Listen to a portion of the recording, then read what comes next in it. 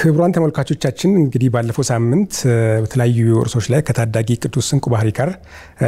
በተለያዩ ርዕሶችን አንስተን ማውራታችን ይታወቃል።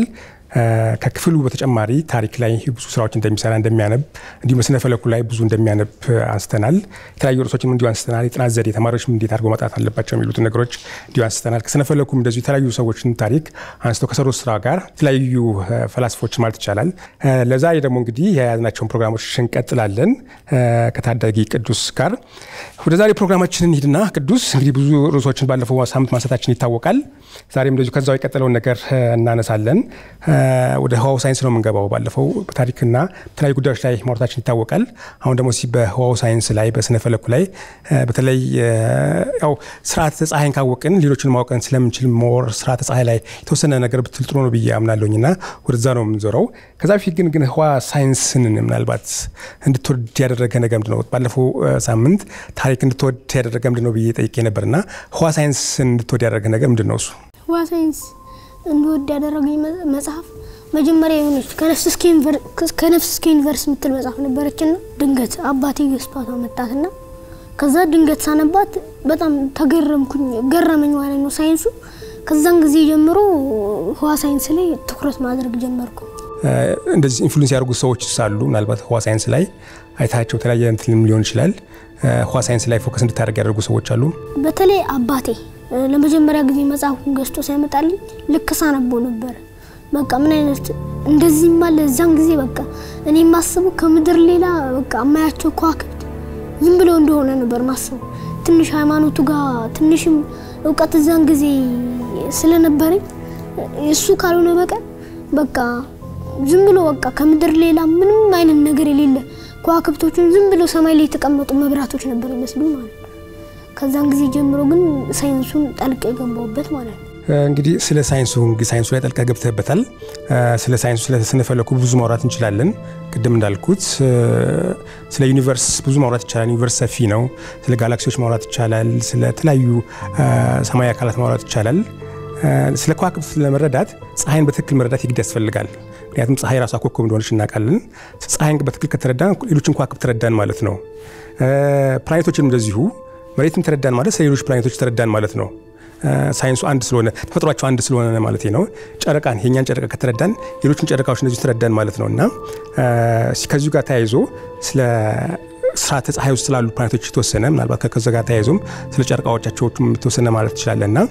ከፕላኔቶቹን ጀምርና ከዛ ወደ ጨረቃዎቹ እንሄዳለን። የተወሰነ ነገር በለን። ከፕላኔቶቹ ስንጀምር አብዛኞቹ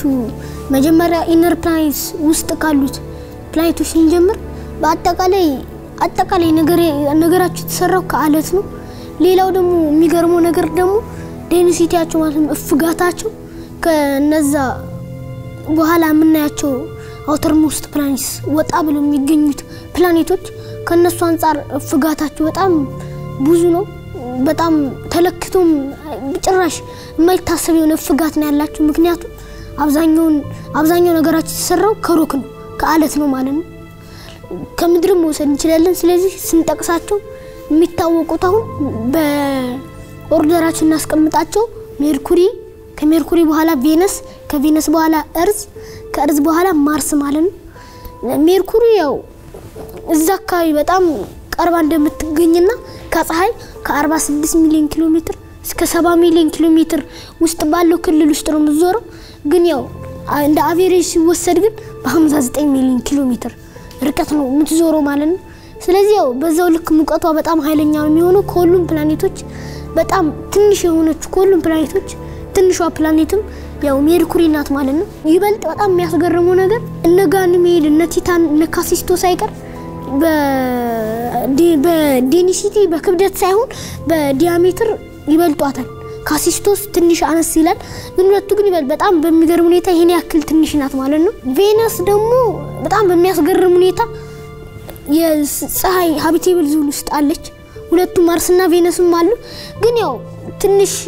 አትሞስፌሯ ትንሽ ችግር ይፈጥሩባታል ማለት ነው። አትሞስፌሯ በጣም የተፋፈገ ከመሆኑ የተነሳ አንድ ሙቀት ከገባ ለመውጣት ማምለጫም የለውም ማለት ነው። ቤቱም መግባት አይችልም። በዛም ምክንያት አብዛኛውን ጊዜ ብዙ ክሬተሮች አይታዩባትም ማለት ነው ቬነስ ላይ ማለት ነው። ጭራሽ የለም የሚባል ነገር ላይ መድረስ እንችላለን ማለት ነው። እና ከምድር በጣም የገዘፈ አትሞስፌር ነው ያላት። ለዚህ በዛ ምክንያት ኃይለኛ ተመዝግቡ እዚህ ሶላር ሲስተማችን ውስጥ ተመዝግቡ የማይታወቅ ሙቀት ያለባት ፕላኔት ናት ማለት ነው ቬነስ። ከዛ ከቬነስ በኋላ ወደ ምድር ስንገባ ደግሞ ምድር ከ147 ሚሊዮን ኪሎ ሜትር እስከ 152 ሚሊዮን ኪሎ ሜትር ባለው ርቀት ውስጥ ምድርን ትዞራለች። ያው አስትሮኖሚካል ዩኒት የሚባለው መለኪያ የተጀመረው ያው በምድር ነው ማለት ነው። ስለዚህ ቀጥታ አንድ አስትሮኖሚካል ዩኒት ስንል ከፀሐይ እስከ ምድር ድረስ ያለው ርቀት ነው አንድ አስትሮኖሚካል ዩኒት የሚገልጽልን ማለት ነው። ስለዚህ ምድር የምታወቀው አብዛኛውን ጊዜ በህይወት ነው።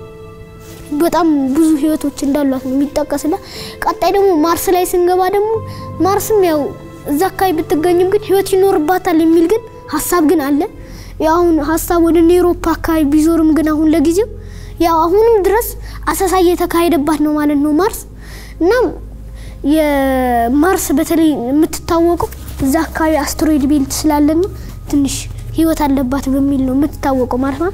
ከዛ ከማርስ በኋላ ያለውን ክልል ስንመለከት ደግሞ አስትሮይድ ቤልት ብለን የምንጠራውን እናገኛለን። በቢሊየን የሚቆጠሩ ከ1 ሜትር በላይ ዲያሜትር ያላቸው የተለያዩ ፕላኔቶች ሲፈጠሩ የቀሩት አለቶች አንድ ላይ ተሰብስበው የፈጠሩት ክልል ነው ማለት ነው አስትሮይድ ቤልት። ያው በኋላ የሚያስገርም ነገር ስላለው ስለሱ በኋላ ነግራችኋለሁ። ከዛ አስትሮይድ ቤልቱን ተሻግረን ስንሄድ ወደ 700 ሚሊዮን ኪሎ ሜትር አካባቢ ላይ ደግሞ ከፀሐይ ወደዛ አካባቢ ርቀት ደግሞ ጁፒተርና እናቋለን።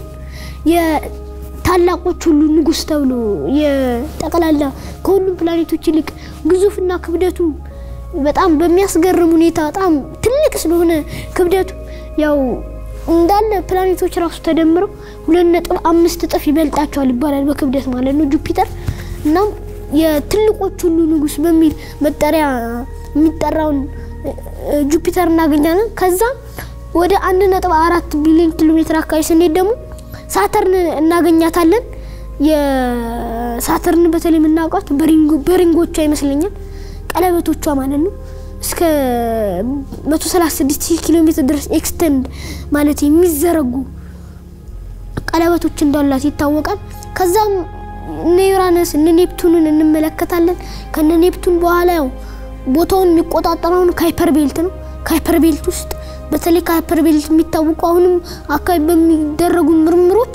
ያው ዶርፍ ፕላኔቶች አብዛኞቹ አሁንም እየተገኙ ያሉ ከዚህ በፊትም ያሉት እነ ፕሉቶን እነ ኤሪስም ብንል እዛው ካይፐር ቤልት ነው ያሉት። እና በዚህ በደንብ አድርገን እናውቀዋለን። በተለይ ካይፐር ቤልትን ለመጀመሪያ ጊዜ አለ ብሎ እንደ ሐሳብ እንደ ቲዮሪ ያቀረበው ጀራርድ ኩይፐር ስለነበር ነው። በዛ ነው ካይፐር ቤልት የተባለው በስሙ ማለት። ከዛ በኋላ ደግሞ ኡርት ክላውድ የሚባለው ክልል እናገኛለን እስከ 3.6 የብርሃን ዓመት ድረስ ያለውን ላይቲር ድረስ ያለውን ቦታ የሚሸፍን ማለት ነው። ከ0.3 የብርሃን ዓመት እስከ 3.6 ማለት ነው። እና ይሄ የሚታወቀው ሎንግ ፔሪድ ኮሜትስ ብለን የምንጠራቸው ከሱ አካባቢ እንዳሉ እና አይዘን አሁን አካባቢ ተሰባብረው የጠፉት እና ሳይዲንግ ስፕሪንግ እና ሃሌቦፕ ከዛ አካባቢ ይሆናል የሚል ሐሳብ አለ ማለት ነው። ስለዚህ የሚታወቀው የሎንግ ፔሪድ ኮሜትስ ከዛ አካባቢ ነው መነሻቸው በሚለው ነው የሚታወቀው። ከዛ በኋላ ያለውን አካባቢ ደግሞ ያው ለፀሐይ ቅርብ የሆኑት እነ ፕሮክሲማ ሴንታውሪ እነ በርናንደስ ስታር እነ ሲሪየስ የመሳሰሉት ይቆጣጠሩታል ማለት ቦታውን። ስለዚህ ሶላር ሲስተም ይሄን ያክል ሰፊ ነው በሚል መግለጽ እንችላለን ማለት ነው። ግን ያው ለዛሬ ግን በደንብ አድርጌ ልገልጽ ያሰብኩት እነዚህ ወጣ ያለ አካባቢ የሚገኙት ፕላኔቶች ናቸው እነ ጁፒተር ማለት። ጁፒተር ያው ቅድም እንደነገርኳችሁ በጣም የሚገርም የሆነ ግዝፈት ያለው ፕላኔት ነው ማለት ነው እስካሁን ካሉት ማለት ነው። እና ያው ከጋሊሊዮ ጋር ትንሽ የተገናኘ ነገር አለ። ከትንሽ ጊዜ በኋላ እሱን ነግራችኋለሁና ጁፒተር በዲያሜትር በጣም ከዛው ከስርዓተ ፀሐያችን ውስጥ ካሉት ፕላኔቶች ይልቅ በጣም ሰፊ የሆነ ዲያሜትር ያለው እሱ ነው። የምድርን 11 እጥፍ የሆነ ዲያሜትር አለው። እናም 300 በሚስገርም ሁኔታ ክብደቱ ደግሞ የምድርን 318 እጥፍ ነው ማለት ነው። በጣም የሚገርም ነገር ነው። እናም ያው እንደ ሳተርን የሆነ ሪንግ አለው ግን እንደ ሳተርን ግን በግልጽ በሆነ ነገር አይደለም ማለት ነው የሚገለጸው ማለት ነው እንደ ሳተርን። እናም በተጨማሪ ስለ ጁፒተር የምንገልጸው ነገር አጠቃላይ ያሉት ሙኖቹ ጨረቃዎቹ በጣም ብዙ ናቸው ከሳተርን ቀጥሎ በጣም ብዙ ጨረቃ ያለው ፕላኔት ቢኖር ጁፒተር ነው ማለት ነው በሚያስገርም ሁኔታ ወደ 79 የሚሆኑ ጨረቃዎች እስካሁን ተገኝተዋል ማለት ነው አብዛኞቹ በጣም ትንሽ የምንላቸው ከሁለት ኪሎ ሜትር ዲያሜትር ጀምሮ ራሱ ነሄርሚፔ ከነሱ ጀምሮ ራሱ ያለው ዲያሜትር ጨረቃዎች ቢኖሩም ግን እስካሁን ሳይንሱ ወደ 79 የሚሆኑ ጨረቃዎችን ተገኝቶለታል እናም ሌላው የሚገርመው ደግሞ እዛ ላይ ዘ ግሬት ሬድ ስፖት የሚባለው ነው በጣም ፈጣን የሆነ ንፋስ ነው በጣም ምድር ላይ ካሉት እነዚህ በተለይ የሚታወቀው ሃሪኬን የሚባለው ንፋስ አላር በጣም ኃይለኛ የሚባል ከሱ ይልቅ ራሱ በጣም ይበልጣል ተብሎ የሚነገርለት ትልቅ የሆነ ነገር ነው እና ሰርፌሱ ላይ አንደኛ የምንመለከተው ነገር እሱ ነው እናም ሁለተኛ ነው የሚገርመው ነገር ፍጥነቱ ነው የሚሽከረከርበት ማለት ነው ሮቴት የሚያደርገው በየ9 ሰዓቱ ሮቴት አድርጎ ይጨርሳል ማለት ነው የራሱን አክሲስ ማለት ነው እና በጣም የሚያስገርም ነገር ነው ያለው አሁን ትንሽ ስለ ጨረቃዎቹ ልንገራችሁና ያው ከጋሊሊዮ ጋር የሚገናኝ ታሪክ አላቸው ማለት ነው መጀመሪያ ላይ የምንመለከተው ዋናዎቹ አራቱ የጋሊሊዮ ጨረቃዎች ተብለው የሚጠሩት ነው ምን ጠቅሳቸው ከትልቅ ወደ ትንሽ ስናስቀምጣቸው ጋኒሜድ ካሲስቶ አይኦና ዩሮፓ ብለን እናስቀምጣቸዋለን ማለት ነው አጠቃላይ ስንመለከት ታሪኩ እንዴት ተገኙ ስንል መጀመሪያ ላይ ሲጽፍ ጋሊሊዮ በሚመዘግብበት ጊዜ 3 ከዋክብት ተመለከተ ጁፒተር አካባቢ ማለት ነው እናም እነዚህ ከዋክብት ናቸው ብሎ ወስዶ ነበር ጁፒተር ማለት ጋሊሊዮ ወስዶት ነበር ማለት ነው ጁፒተር አካባቢሉትን ከዋክብት ማለት እንደ ኮከብ አድርጎ ወስዷቸው ነበር ግን ከትንሽ ጊዜ በኋላ ደግሞ ድጋሚ አንድ ታዩ አራት ሆኑበት ከዛ ምርምር በሚያደርግበት ጊዜ ያው ጁፒተርን የሚዞሩ ጨረቃዎች እንደሆኑ ሊደርስበት ይችላል ማለት ነው ከዛም እነዚህ ጨረቃዎች እስካሁን ድረስ ስማቸው ጋሊሊያን ሙንስ ተብሎ ይጠራሉ የጋሊሊዮ ጨረቃዎች እስካሁን ተብለው ይጠራሉ ማለት ነው አሁንም የተለያዩ ምርምሮች የተካሄደባቸው እናም አሁን እነግራችኋለሁ በደንብ አድርጌ ያው ነጁኖ የመሳሰሉ ስፔስ ክራፍቶች በናሳ እና በአውሮፓ ስፔስ ኤጀንሲ የተላኩ የተለያዩ ምርምሮች እነዚህ ጨረቃዎች ላይ አድርገዋል ማለት ነው ጋኒሜድ ስንጀምር ጋኒሜድ ዘ ኪንግ ኦፍ ሙንስ ነው ማለት የጨረቃዎች ሁሉ ንጉስ ነው ይሄንንም ያልኩበት ምክንያት በዲያሜትር ፕላኔትን ጭራሽ መብለጥ ይበልጣል ማለት ነው በዲያሜትር ሜርኩሪን ይበልጣታል እናም ዲያሜትሩ 5262 ኪሎ ሜትር እንደሆነ ነው የሚነገርለት ስለዚህ ጁፒተርን መዞሩን ትቶ በዳይሬክት መልኩ ፀሐይን ሚዞር ቢሆን ኖሮ እንደ ፕላኔት ነበር የሚወሰደው ግን ያው ለጊዜው በጁፒተር ውስጥ ስለተያዘ ለጊዜው ያው በዚህ መልኩ እንመለከተዋለን ማለት ነው ሌላው እዛ ውስጥ ጋኒሜድ ውስጥ እነዚህ በተለይ አራቱ ውስጥ ከነ ዩሮፓና ጋኒሜድ ላይ የሆነ ኦሽን ይኖራል ተብሎ ይገመታል በተለይ ዩሮፓ በኋላ ነግራቸዋለሁ በጣም የሚታሰብባት ህይወት እንዳይኖርባት ተብሎ በጣም ከማርስ ይበልጥ ራሱ እንዳይኖርባት ተብላ የምትፈራ ጨረቃ ናት ማለት ነው እናም ጋኒሜድ እንደዚህ አይነት እንትን አለው ግን ያው ጋኒሜድ በሚያስገርም ሁኔታ ከጨረቃዎች ሁሉ ማግኔቶስፌሩ በጣም ጠንካራ ያለ ነው ማለት ነው ጠንካራ የሆነ ማግኔቶስፌር አለው ግን ያው አብዛኛው ነገሩ በታይዳል ፎርስ የተያዘ ነው ከጁፒተር ጋር ምክንያቱም ማግኔቶስፌራቸው ቅርብ እንደመሆኑ መጠን ማግኔቶስፌራቸው አንድ ላይ የተገናኘ ነው ማለት የተገናኘ ነው ስለዚህ በታይዳል ፎርስ አማካኝነት በጣም የተያያዘ ነው ማለት ነው ጋኒሜድ ብለን የምንጠራው ሆኖም ቀረ ያው የግዙፉ ጨረቃ ነው ማለት ነው ከጁፒተር ጨረቃዎች ብቻ ሳይሆን ከሶላር ሲስተሞች ማለት እስካሁን ከተገኙት ውስጥ ማለት ቀጥሎ ደግሞ የምንመለከተው ካሲስቶ ነው ካሲስቶ ያው የሚታወቀው አብዛኛው ጊዜ ትንሽ አትሞስፌር የሚለው አትሞስፌሩ ቢኖርም እንኳን በጣም ስስ ነው የሚሆነው እንደ ጨረቃ ማለት ነው ግን የሚታወቀው በጣም እንደሚደበደብ ነው ማለት አጠቃላይ ነገር ስንመለከተው እንዳለ የተሞላው በክሬተሮች ነው ክሬተሮች ብለን የምንጠራቸው ደግሞ በአስትሮይዶች በሚቴሮች በሚቴራይቶች በሚቴሮዶች በመሳሰሉት እየተቀጠቀጠ ነው ማለት ነው እናም በተጨማሪ ስለዩ በረዷማ ነገሮች እንደሚኖር ይታወቃል ምክንያቱም ሰርፌሱ አካባቢ ነጫጭ ነገሮች ስላሉ ማለት ነው ይሄም ያው በጣም የሥርዓተ ፀሐያችን ሶስተኛው ግዙፉ ጨረቃ ነው ማለት ነው እንግዲህ የጁፒተር ጨረቃዎች የተቆጣጠሩት ነው ሶላር ሲስተምን ማለት ነው በትልቀት ያው ወደ ከሜርኩሪ ትንሽ ያንሳል 4800 ኪሎ ሜትር ነው ዲያሜትሩ ግን ያው ከሜርኩሪ እኩል የሚባል ደረጃ ላይ ያለ ጨረቃ ነው ቀጥሎ የምንመለከተው ደግሞ አይኦ ነው አይኦ ያው ትንሽ ይበልጣል የኛን ጨረቃ ማለት ነው በግዝፈት በዲያሜትር ያው አጠቃላይ ዲያሜትሩን ስንመለከት ወደ 3642 ኪሎ ሜትር ነው የሚገመተው ያው ከኛ የጨረቃ ከ3400 ኪሎ ሜትሩ ጋር ስናስተያዩ ማለት ነው የሚታወቀው ያው በኢሩፕሽኑ ነው የሆነ ጊዜ የሆነች ኢንጂነር ተመልክታ ነበር የሆነ ጨረቃ የሚመስል ነገር ማለት ነው በትንሹ በኢክሊፕስ የተደረገ ማለት የተዘጋ ማለት ነው በግማሽ መልኩ የሚታይ ነገር ተመልክታ ነበር ግን ያው እንደ ጨረቃ ነበር ተብሎ የተወሰደ ማለት ይሄ ነገር በኋላ ግን በተረጋገጠው አማካኝነት ይሄ ነገር ምንድነው የቮልካኒክ ኢሩፕሽን ነው አጠቃላይ ነገሩን ስንመለከተው በቀለሞች ያሸበረቀ ነው እሱ ብቻ ሳይሆን ደግሞ ቮልካኒክ ኢሩፕሽን የሚካሄድበት ትልቅ የሆነ ጨረቃ ነው ማለት ነው እና ቮልካኒክ ኢሩፕሽኖቹ አንዳንዴ በጣም ኃይለኛ ከመሆናቸው የተነሳ ከሰርፌሱ ራሱ ይልቅ ራሱ በጣም ጎልተው የሚታዩበት ጊዜ ያለ ማለት ነው አንዳንድ ጊዜና በብርቱካናማ በቢጫ በመሳሰሉ ቀለማት እንዲያሸበርቅ አድርጎታል ማለት ነው ስለዚህ አይኦን በመለያ የሚታወቀው በቮልካኒክ ኢሩፕሽኑ ነው ማለት ነው ከዛ ቀጥሎ ደግሞ ምንመለከተው ዩሮፓ ነው በተለይ እዚህ ጋር ነው ትኩረት ማድረግ ያለብን በየገምታል ዩሮፓ ያው በትንሽ መልኩ ከኛ ጨረቃ ታንሳለች ማለት ነው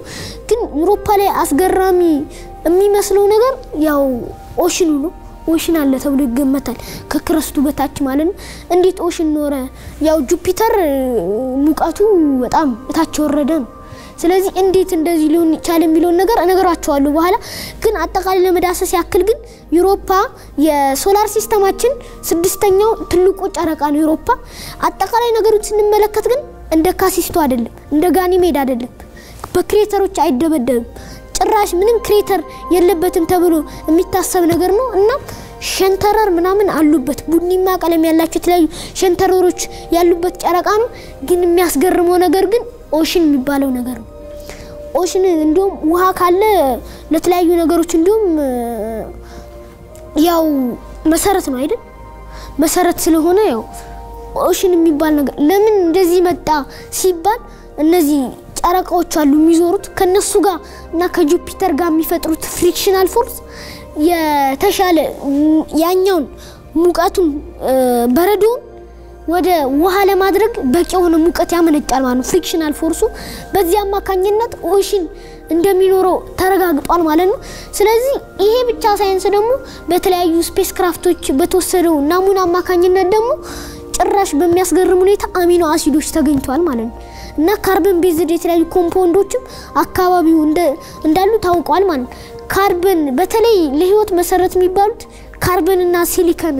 በተለይ በካርበን እና በሲሊከን ከተሰራ አንድ ነገር በቃ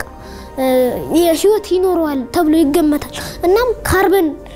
ቤዝድ ኮምፓውንዶች አካባቢ እንደሚገኙ ታውቋል ያው ናሳም የመሳሰሉት እነ ዩሮፒያን ስፔስ ኤጀንሲ ብዙ የኤጀንሲዎች ስፔስ ኤጀንሲዎች ያው ምርምር ለማድረግ በደንብ አርጎ እየተነከሩ ነው ማለት ነው ዩሮፓ ህይወት ይኖር አይኖር ለማረጋገጥ ማለት ነው እናም ዩሮፓ በዚህ ልክ በጣም የሚያስገርም የሆነ ጨረቃ ነው ግን ከዛ በታች ከነ ዩሮፓ በታች ደግሞ የተለያዩ ጨረቃዎች አሉ ማለት ነው ያው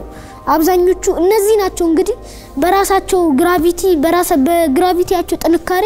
ያው ክብ ቅርጽ ክብ የሆነ ቅርጽ ክብ አይደለም መሃል ላይ ትንሽ ሰፋ መሆን አለበት ማለት ነው የሉል ቅርጽ ያዙት በራሳቸው ግራቪቲዎች እነዚህ ጨረቃዎች ናቸው ሌሎቹ ግን ቅርጽ አልባ ናቸው ማለት ነው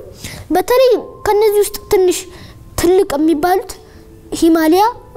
ሃይፐሪዮን እና ኢላራ ናቸው ማለት ነው ትንሽ ይሻላሉ የሚባሉት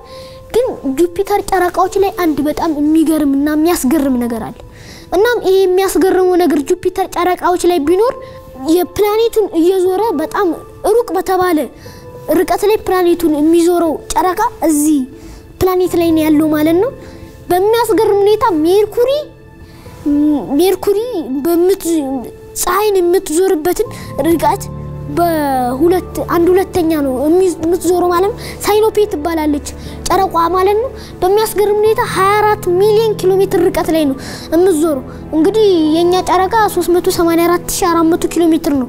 የምትዞረው ማለት በአቨሬጅ ስንወስደው ማለት እንግዲህ አስተያየት 24 ሚሊዮን እና 384400 ኪሎ ሜትር ነው ስናስተያይ በጣም የተለያየ ነው እና መጨረሻ አካባቢ በጣም ርቀው የሚዞሩት የሚባሉት ከጁፒተር ጨረቃዎች ስንመለከታቸው ዋናዎቹ በጣም ርቀው እየዞሩ ያሉትና ዲያሜትራቸው ከ20 ኪሎ ሜትር የማይበልጥ ከአናንኬ ካርሜ ፊስፌና ሳይኖፔ እነዚህ አራቱ ጨረቃዎች ናቸው በጣም ሩቅ በሚባል ምህዋር ላይ ይሄንን እየዞሩ ያሉት ማለት ነው ጁፒተርን ማለት ነው ጁፒተርን ከዚህ በላይ አሁንም 79 ጨረቃ አለው ከዚህ በላይ ጨረቃም ይኖራል ተብሎ ይገመታል ያው እዛ አካባቢም የተለያዩ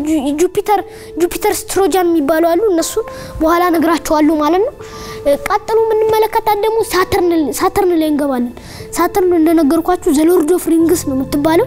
የቀለበት ስላላት ነው ይሄ ሲያሚ ሊሰጣት የቻለው ማለት ነው ግን እዛ ቀለበቶችን በመመለከትበት ጊዜ ግን ክብደታቸው በጣም የሚገርም ነገር ነው ማለት በጣም ይወረደው 10 መቼም ሳይንቲፊክ ኖቴሽን ሰባት ያክፍል ኮናችሁ ተምራችኋል ብዬ እገምታለሁ 16 የሆነ ክብደት ብቻ ነው ያላችሁ ማለት ነው ከሳተርን የበለጠ ዲያሜትር ኖሯቸዋል ሪንጎቹ ክብደት ስትል ሲግልጽ አድርገው ምናልባት ተመልካቾች እንዲላቸው ክብደት ያልከው የምን ክብደት ነው የቀለበቱ ማለት ነው በግምት የተሰላው ማለት ነው በሚያስገርም ሁኔታ ይሄን ያክል ይወረደ ነው ማለት ሳተርን ግን አጠቃላይ ነገሯን ስንመለከታት ከጁፒተር ቀጥሎ ትልቋ ፕላኔት እንግዲህ ሳተርን ናት ማለት ነው ስለዚህ እዛው ውስጥ ያሉትም ጨረቃዎች ግዙፍ እንደሚሆኑ ማሰብ እንችላለን መሳል እንችላለን ማለት ነው ስለዚህ ሳተርን ስንመለከት የሚያስገርመው ነገር ክብደቷ ነው ከጁፒተር ዲያሜትራችን እንመለከት በጣም የተቀራረበ ነው ክብደታቸው ማለት ዲያሜትራቸው ክብደታቸው ግን 3 እጥፍ ከ3 እጥፍ በላይ ይበልጣታል ማለት ጁፒተር ለምንድን ነው ስንል እዚህ ጋር ማስተዋወስ ያለምን ነገር ዴንሲቲ የሚባለው ነው ማለት ነው ስለዚህ ዴንሲቲዋ 0.7 ነው በጣም በሚያስገርም ሁኔታ ማለት ስለዚህ የሆነ ኮስሚክ ዋተር ቢኖር የሆነ በአእምሮ ሚሳል ውሃ ላይ ያለው ውሃ ቢኖር ኖሮ ሳተርን ትንሳፈፍ ነበር ማለት ነው እዛ ውሃው ላይ ማለት ነው ስለዚህ በዚህ ምክንያት ነው ይሄን ያክል ክብደቷ ሊወርድ የቻለው ማለት ነው ስለዚህ አትሞስፌሯም ያው የታወቀ ነው እንደ ጁፒተር በጣም ጠንካራ የሆነ አትሞስፌር ነው በቀላሉ አንድ አስትሮይድ ራሱ መግባት አይችልም በቀላሉ ማለት ነው በቀልድ ዝም ብሎ መግባት አይችልም ማለት ስለዚህ አሁን ወደ ሌሎቹ ወደ ጨረቃዎቹ ትንሽ ብናወራ ጥሩ ነው ብዬ እገምታለሁ ማለት ነው አሁን ወደ ጨረቃዎቹ በመንገባበት ጊዜ ዋናዎቹ ብለን የምንጠራቸው በዲያሜትራቸው ስናስቀምጣቸው ቲታን ሪያ ያፔተስ ዲዮን እና ከዛ በኋላ ደግሞ ያሉት በጣም ትናንሾች ናቸው ከነዚህ አንፃር ኢንሲላደስ እና ሚማስን ደግሞ መጥቀስ እንችላለን ማለት ሚማስ ላይ በጣም የሚያስገርም ነገር አለ ኢንሲላደስ ላይም የሚያስገርም ነገር አለ እሱን በኋላ ነግራቸው ስንጀምር ከቲታን ስንጀምር አንድ ቲታን ላይ በጣም የሚያስገርም ነገር አለ በሚያስገርም ሁኔታ በስርዓት በጣም ጠንካራ የሆነ አትሞስፌር ያላት ብቸኛዋ ጨረቃ ናት ማለት ነው ይበልጥ እንደውም እንደሚነገረው ከሆነ ከምድር ራሱ በጣም ጠንካራ የሆነ አትሞስፌር አላት ነው ተብሎ የሚገመተው ስለዚህ የቲታንን ሰርፌስ ዝም ብለን በቀላሉ ማየት አንችልም ማለት ነው በአትሞስፌሯ ምክንያት ማለት ስለዚህ እንደነ ጋኒሜድ እንደነ ካሲስቶ አንድ አስትሮይድ አንድ ሚቲዮር መጥቶ እንደፈለገ መደብደብ አይችልም ማለት ነው ስለዚህ አትሞስፌሯ በጣም ጠንካራ እንደሆነ የሚታወቀው እናም ሌላ የሚያስገርመው ነገር ደግሞ ያው አትሞስፌሯ ክላውድ ዝናብ መዝነብ ይችላል እናም የተለያዩ ሃይቆች እዛ አካባቢ ይፈጠራሉ ሃይቆቹ ግን ሜንሊ የሚሰሩት ከናይትሮጅን ነው ውሃ አይደሉም እኛውን ምድር ላይ የምንመለከተው ውሃ አይደል ግን እንደ ከናይትሮጅን ነው የሚሰራው እናም እዛ ውስጥ ካሉት የውሃ አካላት ውስጥ ትልቁ የውሃ አካል እኛ ምሳሌ ምድር ላይ ፓሲፊክ ኦሽን አይደል እዛ ደግሞ ካሲፒያን ሲን የሚያክል አንድ ትልቅ የሆነ እንደ ኦሽን መጥቀስ እንችላለን ምክንያቱም ቲታን ከምድር አንፃር 1/2 ነው እንትኗ ስፋቷ ማለት ነው እንዴም ከ1/2 እንዴም ትንሽ ያንሳል ያው በማጠጋጋት ያክል ነው እንጂ ስለዚህ ያው ካሲፒያን ሲን የሚያክል ኦሽን በቲታን አገላለጽ የሚያክል ኦሽን አለ ብለን መግለጽ እንችላለን ማለት ነው ስለዚህ ቲታን በዚህ ነገሯ ነው በጣም አስገራሚ የምትባለው ማለት ነው ቲታን ከዛ ምን መለከታቸው እነ ሪያ ያው ብዙም ሪያ ዲያሜትሯ በጣም የሶላር ሲስተማችን 9ኛዋ ግዙፏ ጨረቃ እንደሆነች ነው የሚነገርላት ከትሪቶን በኋላ ቲታን ያለች ዩራነስ በኋላ ነግራቸዋል ከቲታን በኋላ ሪያ ማለት ነው 1528 ኪሎ ሜትር ዲያሜትር ነው ያላት እና ከዛ ቀጥሎ የምናገኘው ያፔተስ እነዚህ ከታላላቃችሁ ጨረቃዎች ይልቅ በጣም ወጣ ብሎ ነው የሚሽከረከረው ማለት ነው እንደኔ እንዳነበብኩት ከሆነ ወደ 3,420,000 ኪሎ ሜትር አካባቢ ርቆ ነው የሚሽከረከረው ማለት ምድር ጨረቃ ምድርን የምትዞርበትን 10 እጥፍ ያክል ርቆ ነው የሚሽከረከረው እና በሚያስገርም ሁኔታ ያፕተስ ሁለቱ ፌሶቹ በጣም የተለያዩ ናቸው የጀርባውና የፊቱ ማለት ነው ለምን እንደሆነ እስካሁን አልታወቀም እሱም ብቻ ሳይሆን ደግሞ የሱ ፓርት የሆነ ፓርቱ ሶላር ሲስተማችን ውስጥ ከሚገኙት ዳርከስት ጨለማ ከሚባሉት ቦታዎች ውስጥ አንዱ ማለት ነው ያፔተስ ውስጥ ያለው ማለት ነው እና በዚህ ነገር ያፔተስ በደንብ አድርጎ እንዲታወቅ ያደርጋል ማለት ዲዮን ተብላ የምትጠራው ያው ሳተርን ሪንግ ውስጥ ሆና እንደምትሽከረከር ነው የሚነገርላት 1121 ኪሎ ሜትር ዲያሜትር ነው ያላት ዲዮን ማለት በዚህ ነገሯ ትታወቃለች ማለት ነው ቀጥሎ የምናገኛት ሚማስ ናት ሚማስ ዲያሜትሯ ጭራሽ አይታሰብም 408 ኪሎ ሜትር ብቻ ነው ዲያሜትሯ ግን በሚያስገርም ሁኔታ ግን በራሷ ግራቪቲ ጠቅላላ ፌሷን ስንመለከተው በአጠቃላይ የሉል ቅርጽ ይዛለች ማለት ነው 400 ኪሎ ሜትር ከሷም ይበልጥ አስትሮይዶች አሉ እነ ቬስታ እነሱ እንኳን ኦብሊት ስፌሮይድ ነው የሆነው ቅርጻቸው ማለት ነው የሆነ ኳስ ላይ ቁጭ ስንል የሆነ የሚፈጠሩ ቅርጽ አለ እንደዛ ነው ቅርጽ ያላችሁ ግን አንሳ እንዴት እንደዚህ ሊሆን እንደቻለ በጣም የሚያስገርም ነገር ነው አስደንጋጭም ነገር ነው ኢንሲላደስ የምትታወቁ አይስ እንዳላት ነው በሰርፌሷ ጋር ማለት ነው ያው እንግዲህ ዋተር በሶስት ፎርሞች እንደሚገኝ እናውቃለን በአይስ በጋዝና በእንትን ስለዚህ በዚህ ነገሯ የበለጠ ትታወቃለች ማለት ነው ስለዚህ አሁን ቀጥታ ጉዟችንን ወደ ዩራነስ እናቀናለን ማለት ነው ቀጥታ ዩራነስ ጀምርና ዩሮችን ሲሰመራይዝ ያደርግ ለማለት ሞክር ካለን ጊዜ አንፃር እሺ ዩራነስን ስንመለከታት ዩራነስ ዋና ጨረቃ ተብሎ የሚጠሩት ዩራነስ ውስጥ ከትንሿ ስንጀምር ሳይኮራክስ ፑክ ሚራንዳ አርኤል አምብሪኤል ኦቤሮንና ቲታኒያ ናቸው ማለት ነው እነዚህ ናቸው ዋና ተብሎ የሚጠሩት ያው ቲታኒያና ኦቤሮን ያላቸው መረጃ በጣም ትልቅ ጨረቃ እንደሆኑ ነው የቲታኒያ ከትሪቶን ቀጥሎ 8ኛዋ ግዙፏ ትልቋ ጨረቃ እንደሆነች ነው የሚነገርላት ማለት ነው ቲታኒያ በ1578 ኪሎ ሜትር ዲያሜትር ማለት ነው ኦቤሮን 10ኛ እንደሆነ ይታወቃል ማለት ነው ኦቤሮን 10ኛ እንደሆነ ይታወቃል ከዛ ቀጥሎ ደግሞ እና አምብሪኤል እና አርኤል ደግሞ ዲያሜትራቸው 1100 ኪሎ ሜትር ውስጥ እንደሆነ ይነገርላቸዋል ግን የተሻለ መረጃ ግን የምናገኘው ሚራንዳ ላይ ነው ማለት ነው ሚራንዳ ስንመለከት ሚራንዳ አብዛኛው ነገሯ የሚያስገርመው ሂል እና የመሳሰሉት ነገሮች ስላሏት ነው ማለት ነው ሂል የተለያዩ ሸንተረሮች ምድር ላይ ምንመለከታቸው ነገሮች እንዳለ ሚራንዳ ላይ ምንመለከታለን ማለት ነው ስለዚህ አንድ የሚያስገርመው ነገር ይሄ ነው ግን ዲያሜትሯም አብሮ ወርዶ 500 ኪሎ ሜትር እንኳን አይደፍንም ግን ያው እሷም በሚያስገርም ሁኔታ የሉል የሆነ ቅርጽ ያላት ጨረቃ ናት ይሄም አንድ የሚያስገርም ነገር ሊሆን ይችላል ቀጥሎ ግን ምንመለከታቸው ፑክና ሳይኮራክስ ግን ይሄን ያክል ዲያሜትራቸው ግዙፍ የሚባሉ አይደሉም ግን ያው የሚገኝ ዲያሜትራቸው ከሌሎቹ አንፃር የተሻለ ስለሆነ ነው ከሚራንዳ በኋላ ማለት 170 ኪሎ ሜትር እና 158 ኪሎ ሜትር ነው ዲያሜትራቸው እናም ሌሎቹ ጨረቃዎች እነ ቤሊንዳ እነ ዲስዴሞና እነ ስቴፋኖ እነ ፈርዲናንድ እነ ፍራንሲስኮ እነሱም ይዞሩት በዩራነስና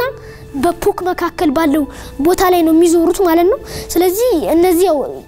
ትናንሽ ጨረቃዎች እንደመሆናቸው ነው እንጂ የሚታወቁ ብዙም የናክል ከባድ የሚባል መረጃ የለም ማለት ነው ቀጥሎ ምንመለከተው ደግሞ ኔፕቱን ላይ እንገባለን ማለት ነው እቺ የመጨረሻዋ ፓርት ናት ማለት ነው አሁን ስለምን ኔፕቱን ላይ ስንገባ ሚንሊ በደንብ አድርጎ የሚታወቁ ሶስቱ ናቸው በደንብ አድርጎ የሚታወቁት ማለት ነው ትሪቶን ኔሬድ እና ፕሮቴስ ለዚህ ናቸው ሶስቱ የሚታወቁት በተለይ ትሪቶን በጣም ግዙፍ እንደሆነና አትሞስፌሩ በትንሹም ቢሆን አትሞስፌሩ በጣም ስስ ነው እውነት ለመናገር ግን አትሞስፌር እንዳለው ግን የተረጋገጠለት ጨረቃ ነው ማለት ነው ትሪቶን ግን አጠቃላይ ነገሩ ስንመለከተው ግን ጭራሽ ጨረቃ ማለት አይደለም ካራክተሪስቲክሱ ማለት ነው እንደሚባለው ከሆነ አስትሮኖሚው በሂስትሪ እንደሚናገረው ከሆነ አንድ ዶርፍ ፕላኔት እንደነበርና ትሪቶን እየዞረ ያለ በኔፕቱን ግራቪቲ አማካኝነት ተይዞ ጨረቃ እንደሆነ ነው የሚነገርለት ማለት ነው ትሪቶን ኢቭን ከፕሉቶ ራሱ በጣም ግዙፍ የሆነ ጨረቃ ነው ማለት ነው አጠቃላይ ነገሩ ከፕሉቶ ጋር አብዛኛው ነገራቸው ተመሳሳይ ነው ማለት ነው ከፕሉቶ ጋር ስለዚህ ከፕሉቶ ጋር የሆነ የሚያመሳስላቸው ነገሮች አሉ ተብሎ የሚገመታል ፕሮቴስ ያው ትንሽ ተለቅ ያለ ጨረቃ ከነ ሚራንዳ ጋር ከነ ሚማስ ጋር ትንሽ የተገናኘ ሆነ ዲያሜትር ስላለው ነው የሚታወቀው 420 ኪሎ ሜትር ዲያሜትር እንዳለው ነው ኔሬድ ቅርጽ አልባ ነው ያው ግን በደንብ አድርጎ ከሚታወቁት የኔፕቱን ጨረቃዎች ግን አንዱ እንደሆነ ነው የሚነገር ማለት ስለዚህ ዋናዎቹ ሶስቱ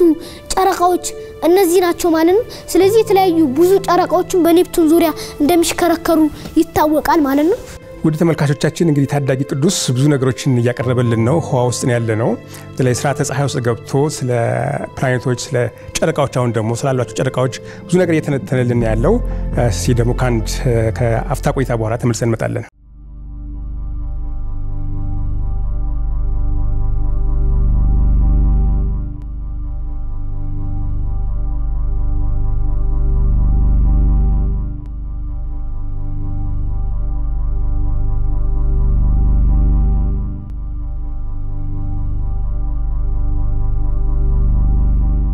ተመልካቾቻችን እንግዲህ ተመልሰን መተናል ከታዳጊ ቅዱስ ጋር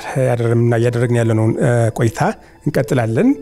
ታዳጊ ቅዱስ ብዙ ነገሮችን ያነሳልን ይገኛል ስርዓተ ፀሐይ ውስጥ ነው ያለነው ስለ ፕላኔቶች አንስቷል አሁን ደግሞ ስለ እያንዳንዳቸው ጨረቃ እንግዲህ ብዙ ነገር ነው ያነሳው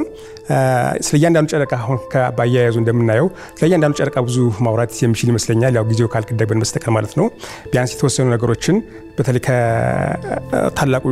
ፕላኔት ጁፒተር ጋር ተያይዘው ያሉትን ጨረቃዎች እነዚህ ከሳተርን ዩራኖስና ኔፕቲዩን ጋር ተያይዘው ያሉትን ጨረቃዎች ትላልቅ ጨረቃዎች እንደዚሁ አንስቷል ትንሾችንም እንደዚሁ አንስቷል ውይይታችን የሚቀጥል ነው የሚሆነው እንግዲህ ስለ ጨረቃዎች ስናነሳ በስርዓተ ፀሐያችን ውስጥ ከ200 ወደ 210 አካባቢ ያው እንግዲህ ቴክኖሎጂ በበዛ ቁጥር አዲስ ጨረቃዎች ስለሚታዩ ብዛታቸው እንደዚሁ ሊጨምር ይችላል አሁን ባለው እንትን ወደ 210 ጨረቃዎች በስርዓተ ፀሐያችን ውስጥ እንዳሉ ነው የሚገመተው እንግዲህ ውይይታችን ይቀጥላል ምናልባት ከዚሁ ጋር ታይዞ አሁን ከስነፈለጉ ጋር ታይዞ አንዳንድ ጥያቄዎች ልጠይቅና ስለ ኮሜት ተወሰነች ነገር ስለ ኮሜት አውላለና ወደ ቀጣዩ ጥያቄ ገባለሁኝ ያው ኮሜት ብለን የምንጠራቸው ያው አብዛኛው ሰው በተለምዶ የሚጠራው ሹቲንግ ስታር ብለን የምንጠራቸው ናቸው ተተኳሽ ስታሮች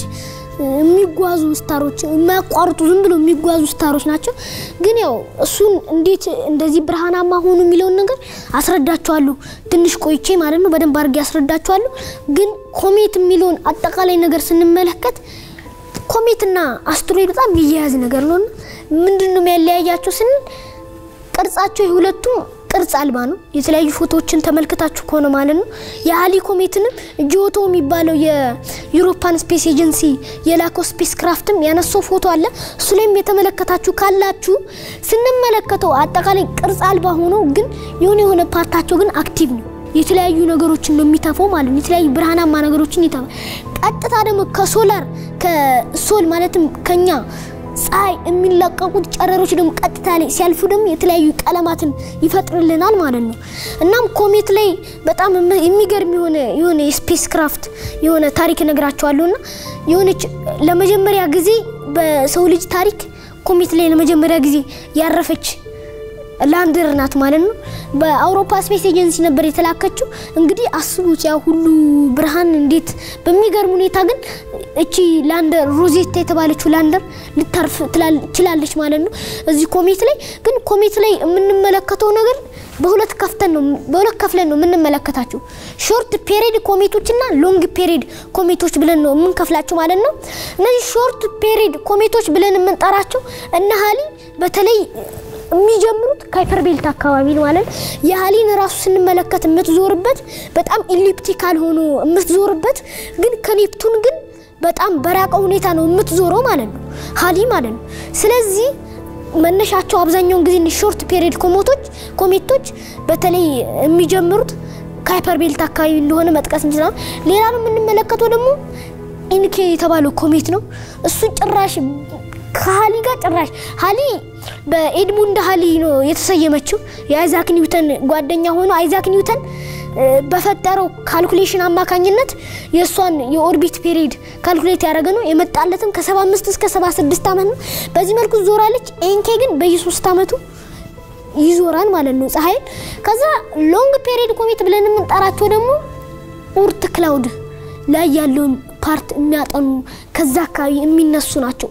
ኡርት ክላውድ አካባቢ ከሚገኘው ቦታ የሚነሱ ኮሜቶች ናቸው ማለት ነው ኡርት ክላውድ ለጊዜው ብዙ ምርምር የተካሄደበት ቦታ አይደለም ለጊዜው በኦብዘርቫቶሪዎች ምናምን የሚገኙ የተለያዩ አካሎች አሉት እነ ጎብሊን አሉ እነሱ ዶርፍ ፕላኔት ላይ ትንሽ አስረዳቸዋለሁ ማለት ነው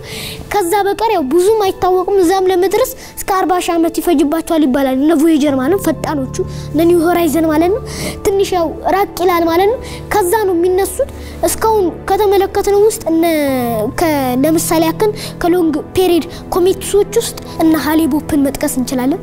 በ3000 ዓመት ሙሉ ነው የሚፈጅባት ለመዞር ማለት ስለዚህ ከዚህ በፊት ታይታ ነበር ሃሌቦፕ አልፋ ነበር ማለት ነው ተገኝታ አልፋ ነበር ግን 1986 አልፋ ነበር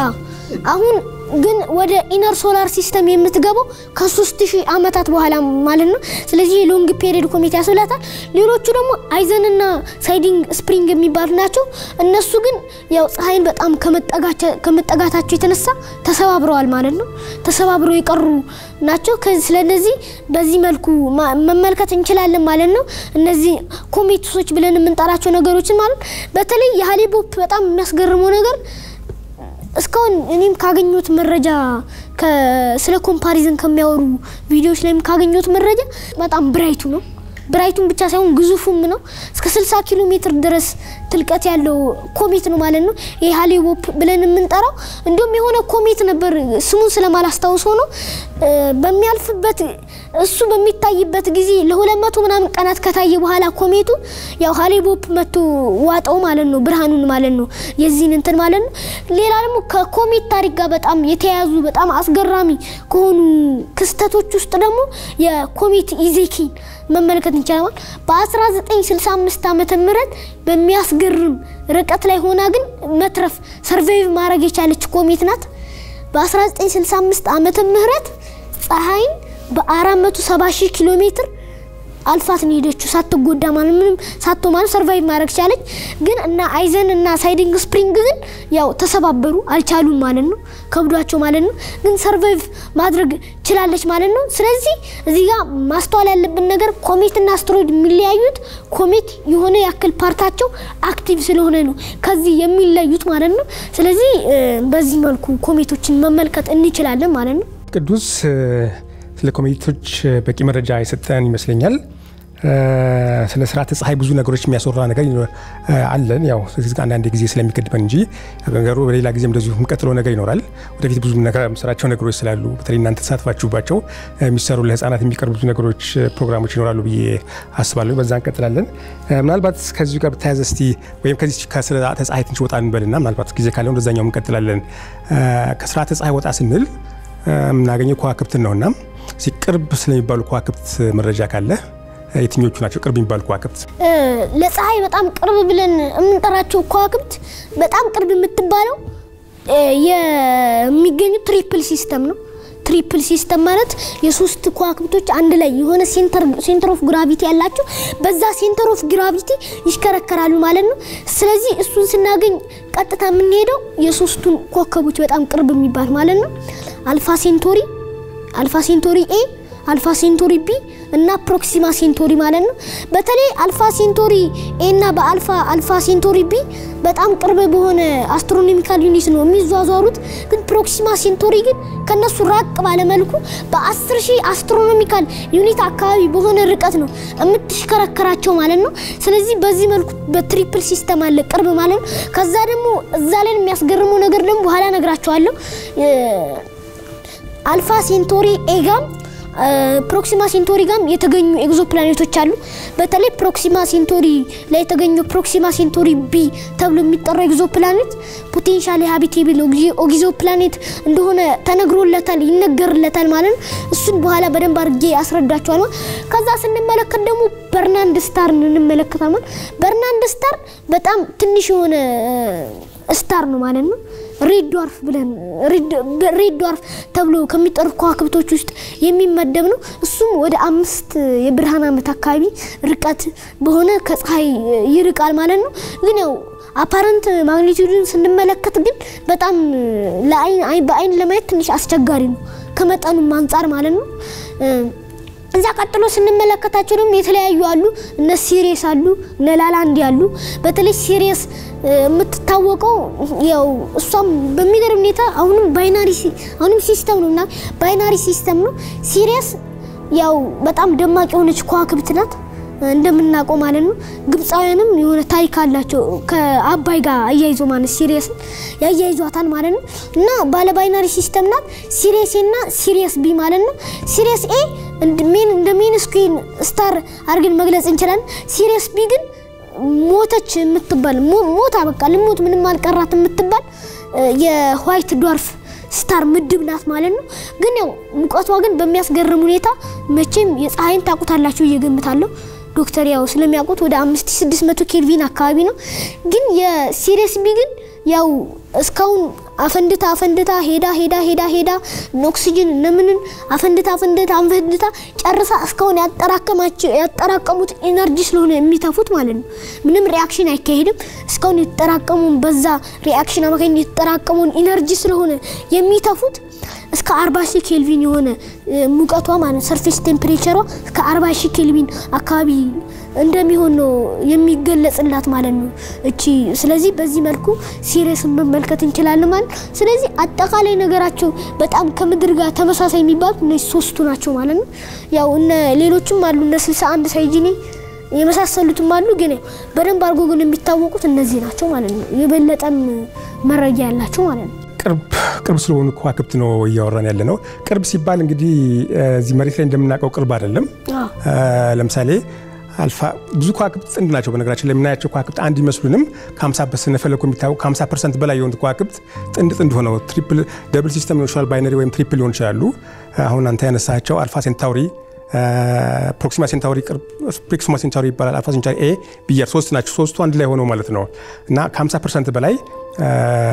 ጥንድ ሆነው ነው ያሉት ቅርብ ሲባል አሁን አልፋ ፕሮክሲማ ሴንታውሪ 4.2 የብርሃን ዓመት ነው የሚለው ርቀቱ ያ ማለት ነው ለምሳሌ ወደ ህዋ ከተላኩ ሳተላይቶች አንዱ ቮያጀር ነው ይባላል ቮያጀር 1 ወይም በአቨሬጅ እነዚህ ወደ ህዋ የተላኩ ሳተላይቶች ፍጥነታቸው 17.3 አካባቢ በሰከንድ ኪሎሜትር በሰከንድ ነው የሚጓዙት በዚህ ፍጥነት አሁን ለምሳሌ ወደ ቅርብ ወደ ሆነ ኮከብ ፕሮክሲማ ሴንታውሪ ቢኬድ ምን ያህል ዓመት ይፈጅበታል ቢባል ማለት ነው 79 ካልኩሌሽን የሚያሳየው ወደ 73000 ዓመት ነው ይፈጀው ስለዚህ 73000 በሰው እንትን ራሱ የሚለካ አይደለም ማለት ነው ቅርብ ወደ ሆነ ኮከብ የሰው ልጅ ቴክኖሎጂ በሰራቸው ስፔስ ክራፍቶች ቢኬድ 73000 ዓመት ነው የሚፈጀው ያ ማለት እንግዲህ ቅርብ እንኳን የሚባለው ኮከብ በሰው ዕድሜ እንኳን በጣም ኮምፔር ማድረግ የማይቻል ማለት በጣም ሩቅ ነው ማለት ነው አንጸራዊ ነው ቅርብ ሲባል ያው በስነ ፈለካዊ አቆጣጠር ስለሆነ ማለት ነው ስለዚህ ሌሎቹ ደግሞ ምን ያህል እንደራቁ መገመት ይችላልን ማለት ነው እሺ ተመልካቾቻችን ከታዳጊ ቅዱስ እንቁ ባህሪ ጋር በተለያዩ ርዕሶች ላይ ቆይታ ያደረግን ነው ያለምንገኘው እንቀጥላለን ብዙ ርዕሶችን እያነሳልኝ ነው ስራተ ፀሐይ ውስጥ ያለ ነው እንግዲህ ስራተ ፀሐይ ራሱ በዚሁ አካሄድ ብንቀጥል ብዙ ነገሮችን ጊዜውም ስለማይበቃን ስለ ጨረቃዎች ስለ አስትሮይድ ብዙ ነገሮች አለ እናነሳቸው ነገሮች ግን ያው ጊዜው ስለማይበቃን ነው አስትሮይድ ራሱን የቻለ ትልቅ ርዕስ ነው ምክንያቱም ጊዜው ስለሚገድበን ማለት ነው ሌሎችም እንደዚህ ርዕሶች ነበሩ ለጊዜው እነሱን ተዋቸውና ወደ አጠቃላይ አንዳንድ ነገሮችን ብናነሳ ጥሩ ነው ብዬ አስባለሁኝ ኢትዮጵያን ስፔስ ሳይንስ እድገት እንግዲህ አሁን ኢትዮጵያ ስፔስ እድገት ብዙ ነገሮችን እየሰራ ነው የሚገኘው እንደሚታወቀው ኢትዮጵያን ስፔስ እድገት እንዴት ነው የምታየው ባንተ እይታ ጥሩ እየሄደ ነው ብዬ ገምታለሁ አሁንም የተተኮሱት ሮኬቶች አሉ እስካሁን 2 ሳተላይት እንዳለን ይታወቃል እና በጥሩ ሁኔታ እየሄደ ነው ማለት ነው ወደፊት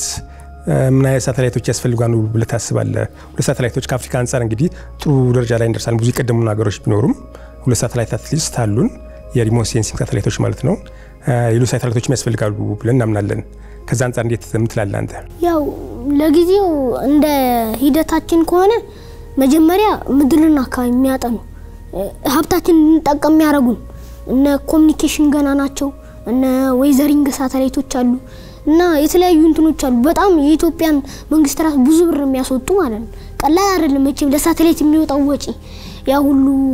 ነገር ለመስራት ማለት ነው ስለዚህ እነዚህ ሁሉ ሳተላይቶች ያስፈልጋሉ ግን የመጨረሻው ቦታ ላይ ደረሰን ሲባል ግን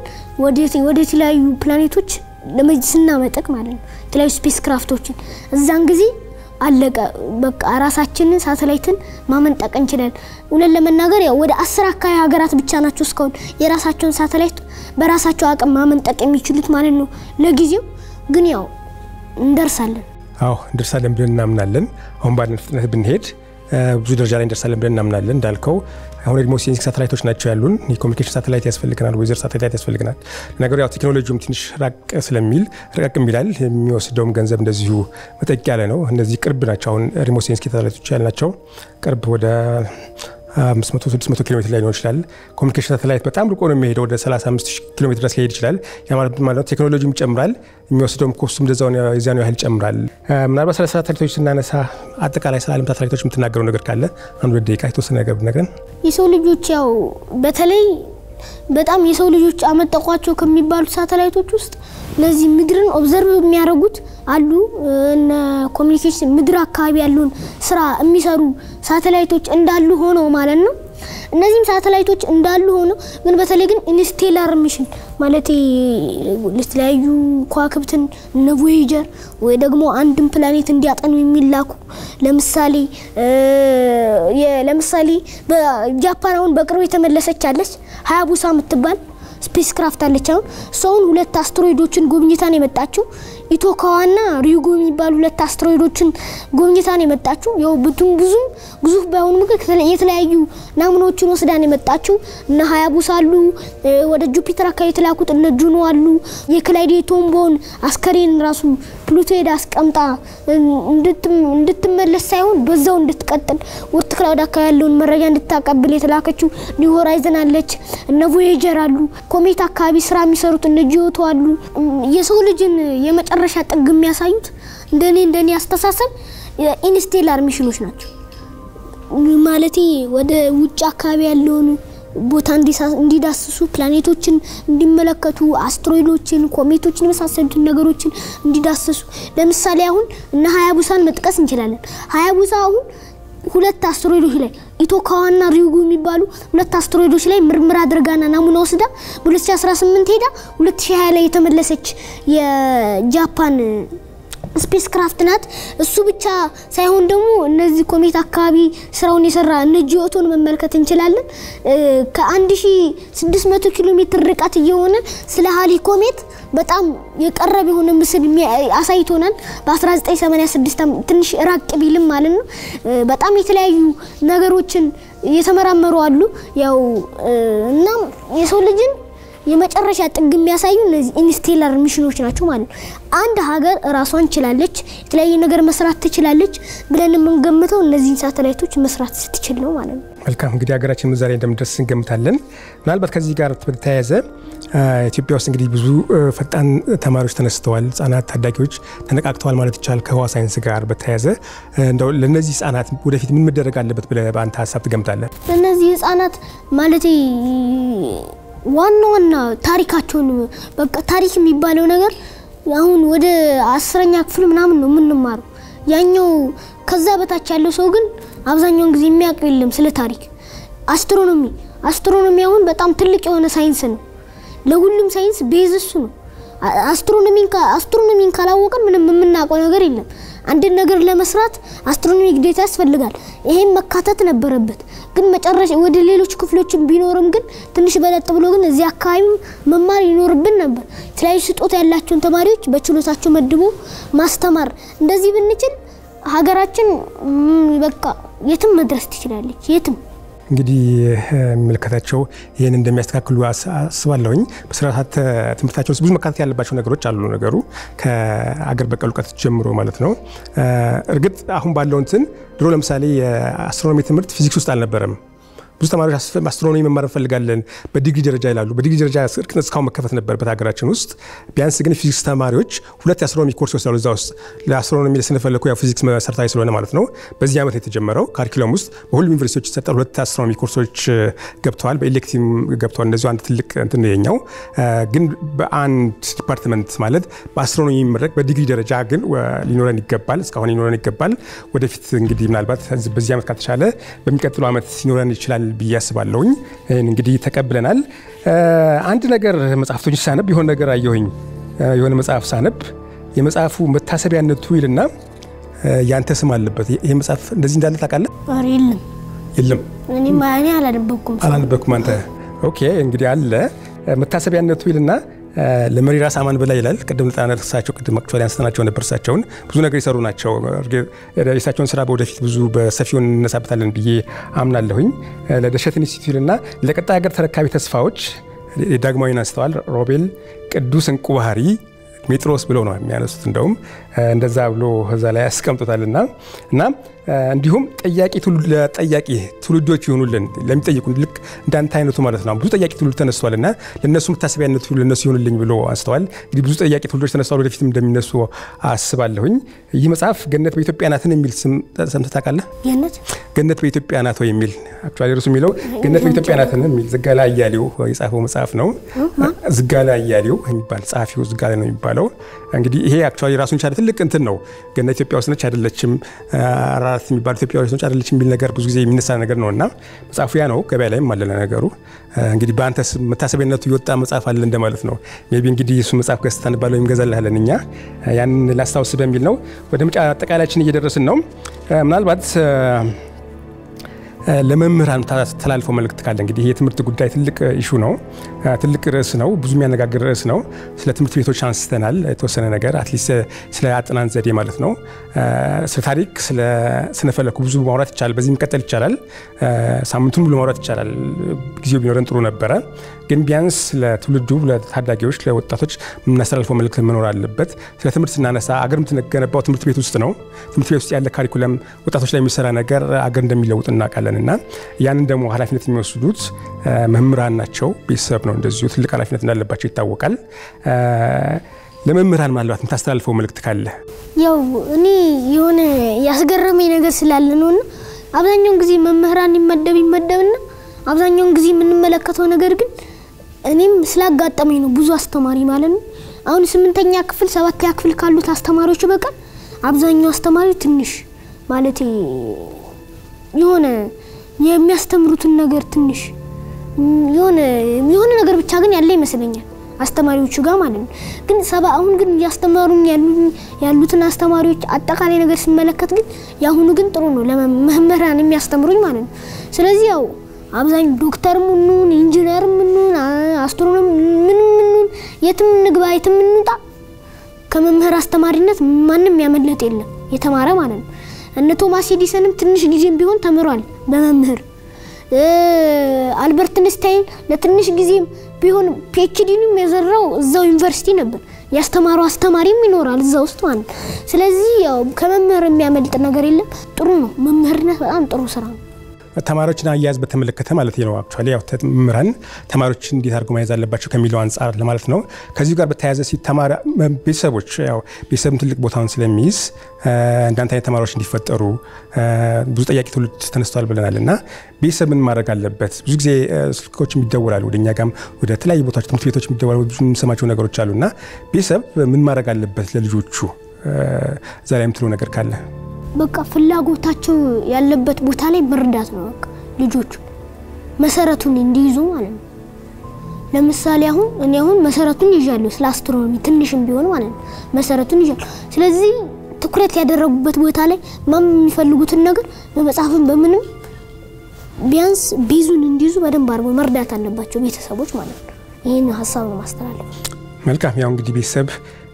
ተማሪን ልጅን ወደ ትምህርት ቤት መላክ ብቻ ሳይሆን ብዙ ማድረግ ያለባቸው ነገር አለ። አሁን እንዳልከው መርዳት መቻል አለባቸው። ትምህርት ቤት ውሎ እስኪመለሱ ድረስ ያለው ነገር መርዳት መቻል አለባቸው። ላይብራሪም ሲሄዱ ብዙ ነገሮች አሉ፣ እሱን ማድረግ እንዳለባቸው አንተም ያሳሰብከው ጉዳይ ነው ለወላጆች ማለት ነው። መጨረሻ ላይ ታቀርበው ምስጋና ካለ? እዚህ ቦታ ላይ ተገኝቼ ይህንን ነገር እንዳቀርብ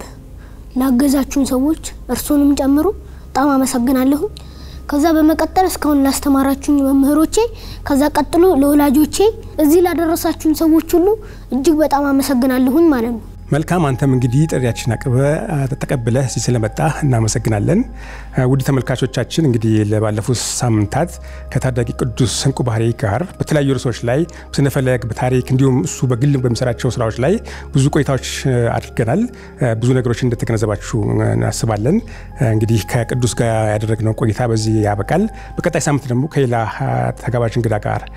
እንቀርባለን። እስከዛው መልካም